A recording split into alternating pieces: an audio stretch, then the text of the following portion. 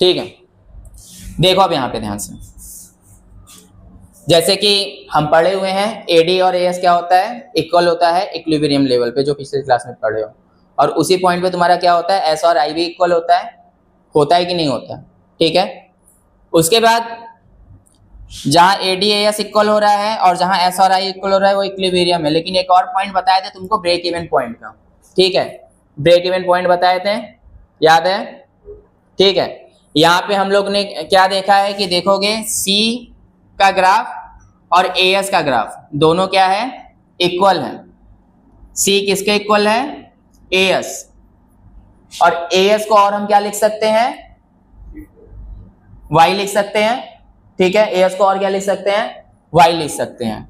और इन दोनों का फॉर्मूला अगर होता है तो क्या होता है बताओ, सी प्लस एस, दोनों का फॉर्मूला सेम है, ठीक है। इसलिए हम सी इक्वल टू वाई या सी इक्वल टू एएस दोनों लिख पाएंगे, ठीक है, क्लियर है। और यही पॉइंट हमारा क्या है, यही पॉइंट क्या है हमारा, ब्रेक इवन पॉइंट, क्लियर है। यही पॉइंट हमारा क्या है, ब्रेक इवन पॉइंट है। इसमें कोई दिक्कत नहीं। अब इसमें एक चीज और बताए हैं कि जब ब्रेक इवन पॉइंट होता है तो वहां पे तुम्हारा जो एपीसी होता है ये हमेशा क्या होता है, 1 होता है, ठीक है। यानी जब एपीसी की वैल्यू 1 है तो हम कह सकते हैं ये कौन सा लेवल है, ब्रेक इवन लेवल। कैसे पता, तो एपीसी का फॉर्मूला क्या होता है, सी बाई वाई, ठीक है। और वैल्यू कब इक्वल होगी, जब दोनों की वैल्यू सेम है। जैसे हम सी को 49 लिए और इनकम को भी अगर हम 49 लेते हैं, दोनों को कट करेंगे तो क्या आ जाएगा, 1 आ जाएगा। उसी तरह सी को अगर हम मान लो कोई और वैल्यू बोलो 51, अगर सी को हम 51 लिए तो जाहिर सी बात है वाई को भी हमें 51 लेना पड़ेगा, और इसको अगर हम कट करते हैं तो क्या आ जाएगा हमारा, 1 आ जाएगा, क्लियर है। तो इसलिए हम कह सकते हैं एपीसी जब 1 है तो वो तुम्हारा कौन सा सिचुएशन है, ब्रेक इवन पॉइंट का सिचुएशन है, क्लियर। आगे बढ़ा जाए। आफ्टर दैट ध्यान दोगे तुम फुल एम्प्लॉयमेंट, ठीक है। तो फुल एम्प्लॉयमेंट होता क्या है, फुल एम्प्लॉयमेंट का मतलब ऐसा एम्प्लॉयमेंट सिचुएशन तुम्हारी इकोनॉमी में कि जितने लोग जॉब करना चाहते हैं और एबल भी हैं जॉब करने के लिए, सबको जॉब मिल रहा है, ठीक है। तो वो तुम्हारा कौन सा सिचुएशन होगा, फुल एम्प्लॉयमेंट लेवल। मतलब कोई भी बंदा अनएम्प्लॉयड नहीं है, कोई भी क्या है, अनएम्प्लॉयड नहीं है, ठीक है। लेकिन अगर ध्यान दोगे तो कई बार ऐसा होता है कि कुछ लोग होते हैं, जैसे फॉर एग्जांपल कोई कहीं पे जॉब कर रहा है तो हमेशा वो अपना ग्रोथ चाहता है, तो उससे बेटर जगह ढूंढता रहता है। तो क्या करता है, अपना एक जॉब छोड़ के दूसरे जॉब की तरफ वो जाता है, तो उस प्लेस टाइम ड्यूरेशन के बीच वो क्या रहेगा, अनएम्प्लॉयड रहेगा। जैसे फॉर एग्जांपल मान लेते हैं कोई एक्स पर्सन है, ठीक है, अब उसको बेटर अपॉर्चुनिटी चाहिए तो वो करेंट जॉब छोड़ के दूसरे जॉब के लिए अगर जाएगा तो उस टाइम पीरियड में तो वो अनएम्प्लॉयड रहा ना, ठीक है। तो वैसे अनएम्प्लॉयड को क्या कहते हैं, फ्रिक्शनल अनएम्प्लॉयड। क्या कहते हैं, फ्रिक्शनल अनएम्प्लॉयमेंट कह लो या अनएम्प्लॉयड कह लो, ठीक है। अब समझो यहाँ पे अगर तुम्हारी इकोनॉमी में 3 to 4% फ्रिक्शनल अनएम्प्लॉयमेंट है, कितना, 3 to 4% फ्रिक्शनल अनएम्प्लॉयमेंट है, तो इसको क्या माना जाएगा, नॉर्मल माना जाएगा। तब भी वो हम कहेंगे कौन सा सिचुएशन है, फुल एम्प्लॉयमेंट का सिचुएशन है, ठीक है। लेकिन अगर उससे ज्यादा रहेगा तो हम बोलेंगे क्या है, फुल एम्प्लॉयमेंट का सिचुएशन नहीं है। इतना समझ में आया। आफ्टर दैट स्ट्रक्चरल अनएम्प्लॉयमेंट क्या होता है, तो देखो क्या कह रहा है, कह रहा है it refers to the unemployment in which peoples remains unemployed due to mismatch between the unemployed persons and the demand for specific type of workers due to change in technology, scarcity of resources, change in consumer taste। मतलब समझ में आया, मतलब structural unemployment का मतलब क्या है कि जब कोई पर्सन अनएम्प्लॉयड रहता है, किसकी वजह से अनएम्प्लॉयड हो जाता है, क्योंकि मार्केट में जिस चीज की डिमांड है और उसके पास जो स्किल है दोनों मैच नहीं करती हैं। जैसे फॉर एग्जांपल अब मान लो मार्केट में इस समय कंप्यूटर पे वर्क करने के लिए क्या है, डिमांड आ रहा है, ठीक है, या एआई के लिए पे वर्क करने के लिए डिमांड आ रहा है। तो कोई भी कंपनी वाले हैं वो ऐसे बंदे को टैक्स से रिलेटेड खोज रहे हैं जिनको एआई का नॉलेज हो, ठीक। लेकिन करेंटली मान लो कोई बंदा है जिसको कि कंप्यूटर का नॉलेज है लेकिन एआई का नॉलेज नहीं है, तो क्या वो जॉब के लिए सुटेबल है, नहीं है। क्यों, क्योंकि यहाँ पे क्या आ रहा है, मिसमैच हो रहा है उसके स्किल्स में और जो कंपनी है उसकी डिमांड में, ठीक है। तो इस तरीके का जो अनएम्प्लॉयमेंट सिचुएशन होता है वो क्या होता है, स्ट्रक्चरल अनएम्प्लॉयमेंट। ठीक, आगे बात किया जाए वॉलंटरी अनएम्प्लॉयमेंट। वॉलंटरी अनएम्प्लॉयमेंट क्या है, तो कह रहा है it refers to those persons who are not willing to do work with existing wage rate although suitable work is available for them. ठीक है, कहने का मतलब क्या है कि किसी बंदे को क्या मिल रहा है, काम मिल रहा है और अच्छा उसको सैलरी वेजेस सब मिल रहा है, लेकिन वो काम ही नहीं करना चाह रहा है, तो वो तुम्हारा क्या कहलाएगा, वॉलंटरी अनएम्प्लॉयमेंट। ठीक है, जैसे फॉर एग्जांपल मान लेते हैं हमें कोई जॉब ऑफर कर रहा है, सैलरी दे रहा है 60,000 70,000, ठीक है, लेकिन अब सपोज करो मेरे पापा के पास खूब पैसा है, ठीक है, अब खूब पैसा है तो जाहिर सी बात है हम क्या करेंगे, हम जॉब करना चाहेंगे नहीं, पापा के पास पैसा उसी को उड़ाएंगे, उसी से अपना लाइफ चलाएंगे। चला सकते हैं कि नहीं चला सकते, ठीक है। तो यानी हमको जॉब मिल रहा है, मेरे पास स्किल है, नॉलेज सब कुछ है, लेकिन हम जॉब खुद नहीं करना चाह रहे हैं, तो ये क्या है तुम्हारा वॉलंटरी अनएम्प्लॉयमेंट। क्लियर है। इसी का जस्ट उल्टा इनवॉलंटरी अनएम्प्लॉयमेंट। कहने का मतलब क्या कि अब कोई पर्सन है जो कि क्या कर रहा है, जॉब करना चाहता है प्रीवेलिंग वेज रेट पे, ठीक है, उसके पास स्किल नॉलेज सब कुछ है, लेकिन उसको मार्केट में जॉब ही नहीं मिल रहा है। ठीक है, यानी वो एबल है जॉब करने के लिए, सब कुछ है, उसके पास स्किल है, सब कुछ है, लेकिन उसको जॉब नहीं मिल रहा है, तो ये सिचुएशन कौन सा होगा तुम्हारा, इनवॉलंटरी अनएम्प्लॉयमेंट। क्लियर है।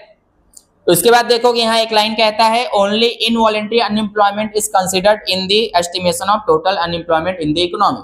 ठीक है, तो इस चीज को याद रखना। आगे एक्सेंट सेविंग और एक्सपोस्ट सेविंग क्या होता है, अब इसकी बात करते हैं। सेविंग तो हम सब जानते हैं, सेविंग क्या है, सेविंग क्या होता है, फॉर्मूला बताओ सेविंग का। सेविंग का फॉर्मूला क्या है हमारा, y माइनस सी, यही है सेविंग का फॉर्मूला। और सेविंग का मतलब भी हम जानते हैं कि हमारा इनकम जो है, y का मतलब इनकम और कंजम्पशन, इनकम में से हम कंजम्पशन को अगर माइनस करते हैं तो हमारा सेविंग होता है। ठीक है, लेकिन अब ये एक्सेंट सेविंग और ये एक्सपोज सेविंग क्या है, तो देखो कह रहा है सेवर्स और households plan to save at different levels of income in an economy, और यहाँ कह रहा है एक्चुअल सेविंग, और यहाँ क्या कह रहा है प्लान सेविंग। मतलब समझे, एक्सेंट सेविंग का मतलब क्या कि हमने जितना प्लान किया है वो अमाउंट तुम्हारा क्या कहलाता है, एक्सेंट सेविंग। और एक्सपोज सेविंग क्या कहता है, एक्चुअली हमने जितना सेव किया है वो कहला रहा है एक्सपोज सेविंग। जैसे फॉर एग्जांपल सपोज करो घर से हमको 2000 रुपीज मिला है कि जाओ शॉपिंग कर लो, ठीक है, रक्षाबंधन आ रहा है या कोई भी फेस्टिवल आ रहा है, हमको 2000 मिला है कि जाओ तुम शॉपिंग करो। ठीक, अब शॉपिंग करने का हम चलो पापा 2000 दिए हैं, तो क्या करते हैं 2000 की जगह हम 1500 ही खर्च करेंगे और हम 500 रुपया क्या करेंगे बचा के रख लेंगे। ठीक है, नहीं बताएंगे पापा को, यानी वो 500 रुपये हमने प्लान करके गया था कि हम क्या करेंगे उसको सेव कर लेंगे, हमने प्लान किया, तो ये क्या है हमारा एक्सेंट सेविंग। ठीक है, अब पता चला मॉल गए, जीन्स शर्ट टी शर्ट जो भी हमें परचेस करना है हमने परचेस किए, जो हमें पसंद आया है, लेकिन बिल हमारा बन गया कितने का, 1800 का। पैसा मेरे पास कितना था, 2000 रुपया था, 2000 रुपया लेके गए थे। ठीक है, हमने सोचा था कितना हम बचाएंगे, 500 रुपीज, इतना हम क्या करने वाले थे, सेव करने वाले, दिमाग में बैठाए थे कि हम 1500 खर्च करेंगे, 500 रुपये बचा के रख लेंगे, लेकिन रियलिटी में हमने खर्चा कितना किया, 1800 रुपए खर्च कर दिया, यानी एक्चुअली में मैंने कितना सेविंग किया है, 200 रुपीज हमने एक्चुअली में सेव किया। तो ये समझ में आया, ये 200 रुपीज हमारा एक्सपोज सेविंग हो गया और 500 रुपीज हमारा क्या हो गया, एक्सेंट सेविंग हो गया। क्लियर, कोई दिक्कत, बढ़ा जाए आगे।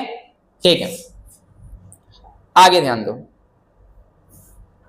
इसी तरह हमारा है एक्सेंट इन्वेस्टमेंट और एक्सपोस्ट इन्वेस्टमेंट। ठीक है, क्या है एक्सेंट इन्वेस्टमेंट और एक्सपोस्ट इन्वेस्टमेंट। इन्वेस्टमेंट को किससे डिनोट करते हैं हम लोग, आई से डिनोट करते हैं, हम सबको पता है। ठीक है, तो सिंपल सा है, जब कोई फर्म प्लान करता है किसी चीज को कि हमको कितना इन्वेस्ट करना है, ठीक है, तो जो तुम्हारा प्लान्ड इन्वेस्टमेंट है वो तुम्हारा क्या कहलाएगा, एक्सेंट इन्वेस्टमेंट। क्लियर है, लेकिन एक्चुअली फर्म ने जितना क्या किया, इन्वेस्टमेंट किया है उस टाइम पे, वो तुम्हारा क्या कहला रहा है, एक्स पोस्ट इन्वेस्टमेंट। जैसे फॉर एग्जांपल कोई फर्म है, उसने प्लान किया है कि हमने इस मंथ में 1 करोड़ रुपीस क्या करना है, इन्वेस्ट करना है, ये प्लान किया था, लेकिन पता चला 1 करोड़ की जगह उसका 1.5 करोड़ लग गया या 1.2 करोड़ लग गया, ठीक है। तो जो प्लान किया है वो क्या है, एक्सेंट इन्वेस्टमेंट, और एक्चुअली जितना इन्वेस्टमेंट हुआ वो क्या है तुम्हारा, एक्स पोस्ट इन्वेस्टमेंट। क्योंकि हमको पता है मार्केट हमेशा एक जैसा नहीं रहता, चेंज होता रहता है। हो सकता है मेरा ज्यादा पैसा भी लग जाए, हो सकता है मेरा कम पैसा भी लगे, जरूरी नहीं हमेशा ज्यादा ही लगे, कम भी लग सकता है, ठीक है। क्लियर, आगे बढ़ा जाए। आफ्टर डेट बात करते हैं इन्वेस्टमेंट मल्टीप्लायर, ठीक है। तो ये इन्वेस्टमेंट मल्टीप्लायर है क्या, तो सबसे पहले तो ये जान लेते हैं हम कि जो इन्वेस्टमेंट मल्टीप्लायर होता है इसको हम डिनोट करते हैं किससे, के से डिनोट करते हैं, ठीक है। और इसका मतलब क्या होता है, तो सिंपल सा इन्वेस्टमेंट मल्टीप्लायर का मतलब ही होता है कि तुम्हारे इन्वेस्टमेंट में चेंज होने की वजह से तुम्हारे इनकम में क्या चेंजेस आ रहा है, ये तुम्हारा बताता है इन्वेस्टमेंट मल्टीप्लायर। हमने क्या बोला, तुम्हारे इन्वेस्टमेंट में चेंज होने की वजह से तुम्हारे इनकम में जो चेंजेस आ रहा है इसको हम क्या कहते हैं, इन्वेस्टमेंट मल्टीप्लायर। यानी इन्वेस्टमेंट मल्टीप्लायर का मेरा फॉर्मूला क्या हो जाएगा, delta Y upon delta I. Clear है, वाई यहां पे किसको डिनोट कर रहा है, इनकम को, और आई किसको डिनोट कर रहा है, इन्वेस्टमेंट को, के किसको डिनोट कर रहा है, इन्वेस्टमेंट मल्टीप्लायर को। क्लियर है, कोई दिक्कत, इसी पे आ रहे हैं हम लोग। फिर से समझो, इन्वेस्टमेंट मल्टीप्लायर का मतलब क्या है, हमारे इन्वेस्टमेंट में चेंज होने की वजह से हमारे इनकम में कितने का चेंज आ रहा है, ये हमारा बताता है इन्वेस्टमेंट मल्टीप्लायर। क्लियर है, कोई डाउट, आगे बढ़ा जाए। नहीं तो तुम डेफिनेशन भी देख सकते हो, ठीक है, यहां पे है, देख लेना अपना। आफ्टर डेट, जैसे कि हमने बताया मल्टीप्लायर को किससे डिनोट करते हैं,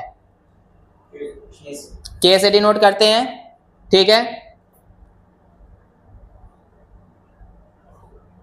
तो मल्टीप्लायर का फॉर्मूला हमने क्या बताया है, delta Y upon delta I, ठीक है। तो इसको हम ऐसे भी लिख सकते हैं, the investment multiplier is the ratio of change in income to change in investment, ठीक है। अगर सिंपल सा डेफिनेशन बताना हो तो हम लिख सकते हैं ना, the investment multiplier is the ratio of change in income to change in investment, ठीक है। आफ्टर डेट, अब जो तुमको ध्यान देने वाली बात है ये ध्यान दो, कहता है the value of multiplier depends upon the value of MPC, ठीक है। आफ्टर डेट कहता है there is a direct relationship between K and MPC, ये तुमको याद रखना है, ठीक है। एमपीसी में और के में क्या है, डायरेक्ट रिलेशन है। डायरेक्ट रिलेशन का मतलब क्या है कि जैसे जैसे एमपीसी बढ़ेगा वैसे वैसे मल्टीप्लायर की वैल्यू भी क्या होगी, बढ़ेगी। समझ में आ रहा है, क्यों, क्योंकि दोनों में क्या होता है, डायरेक्ट रिलेशन होता है। इसका मतलब एमपीसी की वैल्यू अगर घटती है तो तुम्हारा मल्टीप्लायर की वैल्यू भी क्या हो जाएगी, घटेगी, डिक्रीज करेगी, ठीक है। उसी तरह अगर हम बात करें कि एमपीएस में, ठीक है, यहां दिया नहीं है, अब ये भी याद रखो कि एमपीएस में और के में जो होता है कौन सा रिलेशन होता है, नेगेटिव रिलेशन होता है, ठीक है। एमपीसी और के में क्या होता है, पॉजिटिव रिलेशन है, ठीक है। एमपीसी में और के में यानी इन्वेस्टमेंट मल्टीप्लायर में क्या है, पॉजिटिव रिलेशन। इसका मतलब तुम्हारा एमपीसी की वैल्यू घटेगी बढ़ेगी तो मल्टीप्लायर की वैल्यू भी घटेगी बढ़ेगी, एकदम सेम उसी तरीके से। लेकिन एमपीएस में उल्टा होता है, अगर एमपीएस की वैल्यू बढ़ गई तो के की वैल्यू क्या हो जाएगी, घट जाएगी, और उसी तरह एमपीएस की वैल्यू घट गई तो के की वैल्यू क्या हो जाएगी, बढ़ जाएगी। इसका रीजन जानते हो, इसका रीजन यही है कि अगर एमपीसी को फाइंड आउट करना है तो एमपीसी का फॉर्मूला क्या होता है, 1 माइनस एमपीएस, ठीक है। तो तुम यहां से भी देखते जाओगे, अगर जैसे फॉर एग्जांपल एमपीसी की मेरी वैल्यू अगर मान लो यहाँ पे 0.5 है तो एमपीएस की वैल्यू कितनी आएगी, ये भी 0.5 आएगी। लेकिन अगर एमपीसी की वैल्यू मेरी 0.4 है तो एमपीएस की वैल्यू क्या हो जाएगी, 0.6। देख रहे हो ये घट रहा है तो ये बढ़ रहा है कि नहीं। आगे चला जाए, तो मल्टीप्लायर का क्या क्या फॉर्मूला हो सकता है, तो ऑलरेडी बता चुके हैं, फिर से देख लेते हैं हम लोग। एक तो मेरा है तुम्हारा क्या, एक तो हमने बताया है कि k इक्वल टू क्या होता है, delta y upon delta i, ठीक है। फिर इसके बाद एक फॉर्मूला है तुम्हारा ये k equal to 1 minus MPC, ठीक है। इसके बाद जब k equal to 1 minus MPC है तो इसको हम और कुछ लिख सकते हैं क्या, k equal to 1 upon MPS भी लिख सकते हैं, ठीक है। क्योंकि अभी थोड़ी देर पहले हमने देखा है क्या कि जब MPS निकालना है तो MPS का फॉर्मूला क्या होता है हमारा, 1 माइनस MPC होता है, ठीक है। क्लियर है, यानी मल्टीप्लायर का टोटल कितना फॉर्मूला हमको याद रखना है, 3 फॉर्मूले, ठीक है, जो कि इस समय हमारे यूज में आएंगे। आगे बढ़ते हैं। अब डिमांड तो हम सब जानते हैं, ठीक है, एग्रीगेट डिमांड भी जानते हैं। तो ये एक्सेस डिमांड क्या है, तो एक्सेस डिमांड का मतलब क्या है कि एक्चुअली डिमांड जितना होना चाहिए और इक्विलिब्रियम पे हमारा डिमांड कितना था। तो जैसे कि ये ग्राफ दिख रहा होगा, ठीक है, अगर देखोगे तुम इस ग्राफ में तो तुमको इक्विलिब्रियम पॉइंट दिख रहा है, कौन सा है, जहां पे AD और AS क्या है, इक्वल है, ठीक है। अगर देखोगे ये रेड लाइन क्या है तुम्हारा, AD है, और ये ब्लैक लाइन क्या है तुम्हारा, AS है कि नहीं। और जहां दोनों मीट करते हैं वो हमारा कौन सा पॉइंट होता है, इक्विलिब्रियम पॉइंट होता है, ठीक है। यानी कि इक्विलिब्रियम पॉइंट पे हमारा AD यहां होना चाहिए था, लेकिन एक्चुअली अगर AD देखोगे ये वाला लाइन जा रहा है, दिख रहा है, जिसको कि हम क्या कह सकते हैं, AD डैश भी कह सकते हैं। जो ओरिजिनल है वो AD हो गया, जो चेंज हुआ वो क्या हो गया, AD डैश हो गया, ठीक है। यानी हमारा पॉइंट होना चाहिए था यहाँ पे, AD का ग्राफ जाना चाहिए था यहाँ से, लेकिन जा कहाँ से रहा है, यहाँ से जा रहा है, ठीक है। तो इन दोनों के बीच का जो गैप होता है उसको क्या कहते हैं, इन्फ्लेशनरी गैप। क्या कहते हैं, इन्फ्लेशनरी गैप। और इसी को हम कहते हैं एक्सेस डिमांड। एक्सेस डिमांड यानी डिमांड हमारा इतना होना चाहिए था लेकिन इतना हो गया, यानी डिमांड ज्यादा हो गया। ज्यादा हो गया तो हम क्या कह रहे हैं, इसको एक्सेस डिमांड कह रहे हैं। यानी ये पॉइंट हमारा कौन सा है, एक्सेस डिमांड का है, ठीक है। और इन दोनों के बीच का जो गैप है वो तुम्हारा क्या है, इन्फ्लेशनरी गैप। क्यों, क्योंकि डिमांड ज्यादा होगा तो महंगाई क्या होगी, बढ़ेगी ना। अगर किसी प्रोडक्ट की सप्लाई उतनी ही रखो और डिमांड मार्केट में बढ़ा दिया जाए तो मार्केट में क्या हो जाएगा, इन्फ्लेशन आ जाएगा। तो इसीलिए ये क्या कह रहा है तुम्हारा, इन्फ्लेशनरी गैप बता रहा है इन दोनों के बीच के गैप को। क्लियर है, क्लियर है कि नहीं। अब इसी का उल्टा ध्यान दो, डिफ्लेशनरी गैप क्या होता है। तो फिर से AD हमारा देखो यहाँ पे है, जब AD और AS इक्वल है तो क्या हो रहा है, यहाँ पे इक्विलिब्रियम हो रहा है, ऐसा होना चाहिए मार्केट में, ठीक है। लेकिन AD होना चाहिए था इतना, लेकिन हो गया कितना, इतना हो गया। तो जिसको कि हम AD डैश भी कहेंगे, जो चेंज वाला है, ठीक है। तो अब देखोगे AD मेरा नीचे की तरफ आ गया, यानी डिमांड क्या हो गया, घट गया। अब डिमांड घट गया तो अब ये बताओ इन्फ्लेशन लाएगा मार्केट में कि डिफ्लेशन लाएगा, डिफ्लेशन लाएगा। सप्लाई उतनी है और मार्केट में डिमांड कम हो गया, तो जाहिर सी बात है सप्लायर को अपना प्रोडक्ट बेचने के लिए प्राइसेस को कम करना पड़ेगा, है कि नहीं। यानी यहाँ पे क्या हो रहा है, डिफ्लेशन आ रहा है कि नहीं आ रहा है। क्यों आ रहा है, क्योंकि यहाँ पे ये जो डिमांड है, वहां पे अगर याद करोगे जब डिमांड बढ़ रहा था तो क्या था, एक्सेस डिमांड था। इसको हम क्या कहेंगे, डेफिसिट डिमांड। क्या कहेंगे, डेफिसिट डिमांड। जब डिमांड ज्यादा था, एक्चुअल डिमांड ज्यादा था AD से या डिमांड से, तो वो क्या कह रहा था, एक्सेस डिमांड ला रहा था, ठीक है। उसी तरह जब डिमांड, एक्चुअल डिमांड कम है तुम्हारा नॉर्मल डिमांड से, तो वो तुम्हारा क्या कह रहा है, डेफिसिट डिमांड लेके आ रहा है कि नहीं। और इन दोनों के बीच के गैप को हम क्या कहेंगे, डिफ्लेशनरी गैप कहेंगे। यानी ये पूरा जो है, ये जो पूरा देख रहे हो, ये पूरा तुम्हारा क्या कहलाएगा, डिफ्लेशनरी गैप कहलाएगा। क्लियर है। अब जो सबसे मेन चीज है यहां पे हम आते हैं, ठीक है, ध्यान दो अब इसको। इसको तुम लोग कॉपी में नोट भी कर सकते हो या स्क्रीनशॉट लेके भी इसको रख सकते हो, बाद में नोट कर लेना, ठीक है, चैनल से। यहाँ ध्यान दो, इन्फ्लेशनरी गैप और डिफ्लेशनरी गैप, मीनिंग तो हम तुमको बता चुके हैं क्या, कि जब कह रहा है when in an economy aggregate demand exceeds aggregate supply, यानी एग्रीगेट डिमांड क्या करेगा, एग्रीगेट सप्लाई से ज्यादा होगा तो तुम्हारा क्या होगा, इन्फ्लेशनरी गैप, ठीक है। क्या हमने बताया, जब एडी क्या होगा, एएस से ज्यादा होगा तो क्या क्रिएट करेगा, इन्फ्लेशनरी गैप। उसी तरह यहाँ पे डिफ्लेशनरी गैप क्या है, जब एडी तुम्हारा क्या हो जाएगा, एएस से कम हो जाएगा, ठीक है, यानी एक्चुअल एडी जो हमारा था वो एएस से कम हो गया, और यहाँ पे क्या था, एक्चुअल एडी जो था हमारा एएस से ज्यादा हो गया। क्लियर है? आगे देखो रीजन क्या होता है इसका, तो देखोगे क्या कह रहा है, increase in the household consumption demand due to rise in the propensity to consume, ठीक है। एकाएक हाउसहोल्ड का अगर कंजम्पशन बढ़ गया, कंजम्पशन बढ़ेगा तो क्या होगा, डिमांड बढ़ेगा, ठीक है, डिमांड बढ़ेगा तो जाहिर सी बात है एडी हमारा क्या हो जाएगा, बढ़ जाएगा, ठीक है। और यहाँ पे इसी का उल्टा, यहाँ पे डिमांड तुम्हारा क्या हो जाएगा, घट जाएगा, ठीक है, डिमांड क्या करेगा, घट जाएगा। अब इधर देखोगे increase in the private investment demand, private investment तुम्हारा क्या हो गया, बढ़ गया, इन्फ्लेशनरी गैप में इन्वेस्टमेंट बढ़ेगा तो डिमांड बढ़ेगा ही, ठीक है।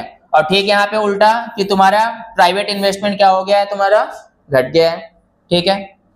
फिर नेक्स्ट देखो, increase in public government expenditure, public expenditure या गवर्नमेंट एक्सपेंडिचर बोले बात वही है। अब गवर्नमेंट खर्चा बढ़ाएगी, ज्यादा खर्च करेगी हमारी इकोनॉमी में तो जाहिर सी बात है डिमांड भी ज्यादा होगा, लेकिन वही गवर्नमेंट अगर खर्चे कम कर दे अपने तो डिमांड क्या हो जाएगा, कम हो जाएगा।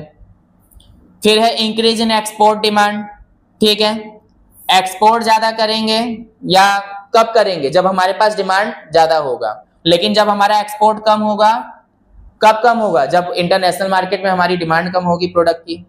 फिर से जब इंटरनेशनल मार्केट में हमारे प्रोडक्ट की डिमांड ज्यादा होगी तो जाहिर सी बात है उस केस में हमारा एडी ज्यादा होगा, ठीक है, लेकिन इंटरनेशनल मार्केट में हमारे प्रोडक्ट की डिमांड कम हो गई तो एडी कम हो जाएगा सप्लाई से, ठीक है, क्लियर है। इसका कह रहा है इंक्रीज इन मनी सप्लाई और इंक्रीज इन डिस्पोजेबल इनकम, और यहाँ पे इसी का उल्टा डिक्रीज इन मनी सप्लाई और डिक्रीज इन डिस्पोजेबल इनकम, ठीक है। अब मनी सप्लाई क्या होता है, हम लोग मनी एंड बैंकिंग वाले चैप्टर में पढ़ेंगे जो कि इसके बाद आएगा, ठीक है, वो भी बहुत इंपॉर्टेंट चैप्टर है तुम्हारे बोर्ड एग्जाम के लिए। After that effect on general price level, ठीक है। अब तुम खुद बताओ कि अगर डिमांड बढ़ेगा तो मार्केट में प्राइस बढ़ेगा या घटेगा, बढ़ेगा ना, कैसे, अब मान लो ये एक पेन है, इसको खरीदने वाला पहले एक लोग थे तो ये कितने का बिक रहा था, 10 रुपए का, लेकिन अब यही एक पेन खरीदने के लिए 100 लोग खड़े हो जाए तो क्या हम आज भी एज अ सेलर हम 10 रुपए का बेचना चाहेंगे, नहीं ना, जाति का बेचेंगे कि नहीं बेचेंगे, हम चाहेंगे ज्यादा से ज्यादा प्रॉफिट हो। ऑक्सीजन सिलेंडर का एग्जांपल ले सकते हो, कोरोना टाइम में ले सकते हो कि नहीं, उस समय क्या था, जो ऑक्सीजन सिलेंडर मार्केट में 5,000 6,000 का बिकता होगा या 10,000 का बिकता होगा, कोरोना टाइम में कितने का मिल रहा था, 1 लाख 1.5 लाख, क्यों, क्योंकि रातों रात हम ऑक्सीजन सिलेंडर का सप्लाई तो बढ़ा नहीं पाए, लेकिन रातों रात डिमांड क्या हो गया, बढ़ गया। अब डिमांड बढ़ गया तो प्राइस कैसे बढ़ जा रहा है, तो जिसके पास ज्यादा पैसा है वो ज्यादा पैसा देने को तैयार है ना, कि भैया हम 10,000 नहीं आपको 50,000 देंगे, हमको दे दो। कोई उससे ज्यादा पैसे वाला तो बोला ठीक हम इस ऑक्सीजन सिलेंडर के लिए 50,000 नहीं हम 1 लाख देंगे, पहले हमको दे दो, होगा। तो सिंपल सा है, अगर डिमांड बढ़ा तो मार्केट में प्रोडक्ट की प्राइस क्या हो जाएंगी, बढ़ जाएंगी। सेम उसी तरीके से अगर डिमांड घट गया तो प्राइसेस लेवल भी क्या हो जाएगा, जनरल प्राइस लेवल वो फॉल हो जाएगा। क्लियर है, कोई दिक्कत नहीं। इसके बाद ध्यान दो, कह रहा है excess demand has no effect on the level of output because economy is full employment level, और यहाँ क्या कहता है, due to deficit demand investment level is reduced which cause involuntary unemployment in the economy due to fall in the planned output, ठीक है। Demand अगर ज्यादा हो गया मार्केट में तो जाहिर सी बात है मशीनरी की कैपेसिटी तो लिमिटेड है ना, हम जितना मैक्सिमम प्रोडक्शन कर पा रहे थे उतना ही करेंगे, तो हमारे प्रोडक्शन पे कुछ खास इफेक्ट नहीं आएगा, हम बस प्राइस बढ़ा देंगे, समझ रहे हो। अगर मेरी मशीनरी की कैपेसिटी 100 यूनिट्स है, अब वो तो बढ़ नहीं जाएगा रातों रात, वो तो उतना ही रहेगा, लेकिन डिमांड ज्यादा हो गया तो हम क्या करेंगे, वो 100 यूनिट्स का जो प्राइस था उसको हम क्या कर देंगे, बढ़ा देंगे, यही करेंगे। लेकिन अगर मार्केट में डिमांड कम हो गया तो क्या करना पड़ेगा, हमको मजबूरन अपने प्रोडक्शन को कम करना पड़ेगा। और जब हम प्रोडक्शन को कम करेंगे तो जाहिर सी बात है उस टाइम पे अनएम्प्लॉयमेंट लेवल भी क्या हो जाएगा, बढ़ेगा, क्योंकि मेरा इन्वेस्टमेंट क्या होता जा रहा है, कम होता जा रहा है। क्लियर है, कोई दिक्कत? यहां कह रहा है इफेक्ट ऑन एम्प्लॉयमेंट, कह रहा है there will be no change in the level of employment also, और यहाँ पे कह रहा है low level of investment and employment implies low level of output, जो कि अभी हम तुमको बताएं क्या कि जब डिमांड कम हो गया है तो हम क्या कर रहे हैं, प्रोडक्शन कम कर रहे हैं। प्रोडक्शन कम कर रहे हैं तो लोगों की कम जरूरत पड़ेगी, लोगों की कम जरूरत पड़ेगी तो जो जॉब पे है उसको भी हम हटा देंगे, अनएम्प्लॉयमेंट बढ़ जाएगा। ठीक है, लेकिन जब डिमांड ज्यादा हो गया तो हम ऑलरेडी मैक्सिमम अपना प्रोडक्शन कर रहे थे, तो उस पर कुछ खास असर नहीं आएगा। क्लियर है, कोई दिक्कत? आगे बढ़ा जाए, चैप्टर यहीं पे तुम्हारा समाप्त। ठीक है, चैप्टर यहीं पे समाप्त। अब मिलेंगे हम लोग मनी एंड बैंकिंग में।